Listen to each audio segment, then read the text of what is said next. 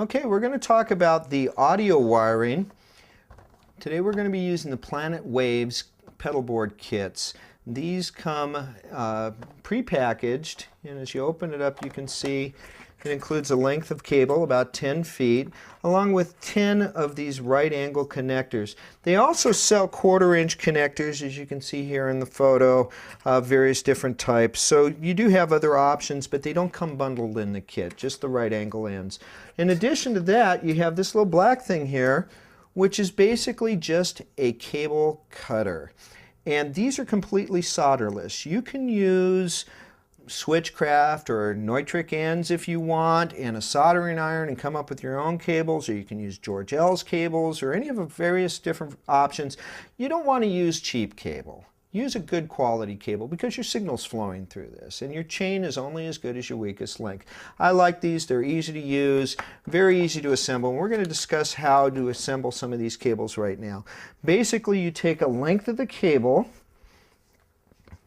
and these ends. Now if you look carefully at the end, you'll see there is one small screw on the Planet Waves cables connectors. So what you need to do is to back that screw out pretty much all the way. You can take it completely out.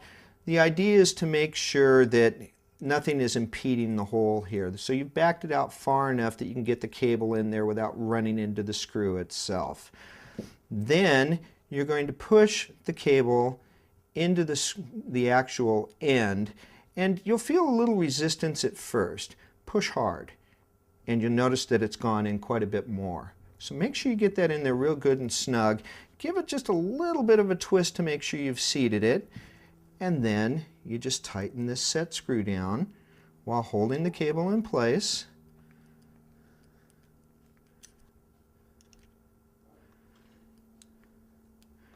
And it's just that easy. We've got half of a cable made. Now the next question is how long do we want this cable to be? Well, this is one of the great things about the Planet Waves cable kits. We're going to put that in there, and we need to get over here to this fish and chips. So we're going to take another one of our ends, we're going to plug it in there, and we're going to see exactly how far we need to run. So we need to give ourselves about that much cable to make sure that we get in there far enough and have enough distance to get in there and put that cable down there out of our way where we want it. So that's my point right there, that I'm going to cut the cable.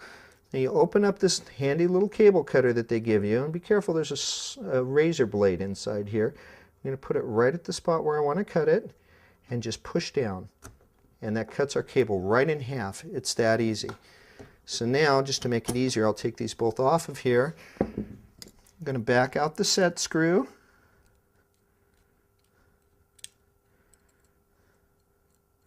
Get that out all the way.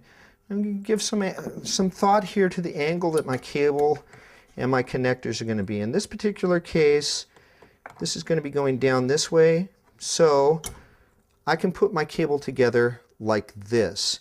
In other cases, you may want to put them opposite directions. It just depends on how you're going to be wiring your cable.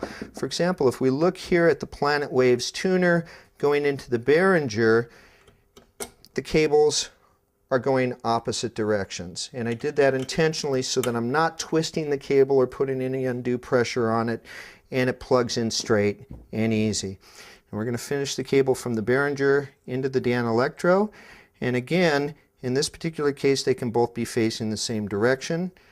Push in until it's in firmly. Back that out just a little bit more. Get that in there all the way. Give it a little twist, and then reset your set screw.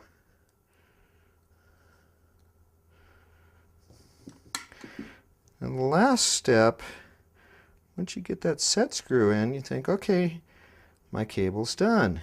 Well, maybe, hopefully it is. But if I were to just connect this cable and call it a day, I may run into a problem. I may get this whole pedal board and all my pedals down and bolted in, and audio isn't passing through it.